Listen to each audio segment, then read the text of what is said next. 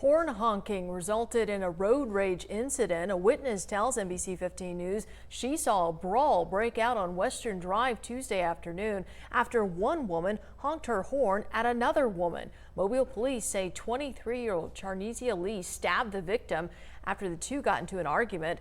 The witness says Lee tried to turn left onto Spring Hill Avenue from Western Drive despite there being a sign telling you cannot turn left.